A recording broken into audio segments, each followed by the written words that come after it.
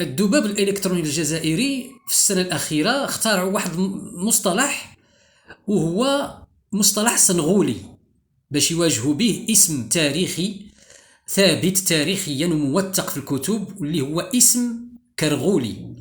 وعوض ما يدافع الجزائري بكل فخر واعتزاز على فئة عريضة من المجتمع الجزائري، اعتبروا هذا الاسم معيورة وما عجبهمش، مع أنهم كيضلوا يدافعوا ويطبلوا الأتراك، واختاروا واحد المصطلح خيالي هو سنغولي باش يواجهونا به، وما عرفش من جابوه.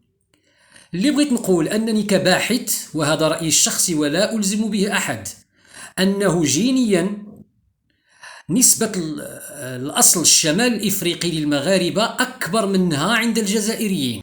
سكان هذا المجال خليط من الأجناس، وحنايا المغاربة عرقيا أصولنا شمال إفريقيا بالدرجة الأولى، وكنعتزوا بانتمائنا لإفريقيا اللي عندنا منها جزء بسيط في جيناتنا.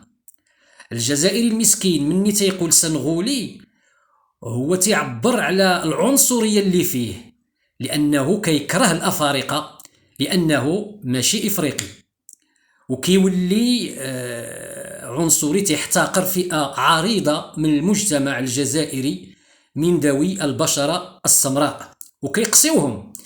معلوم لأنكم احتليتوا أرضهم ورجعتوهم جزائريين بزز.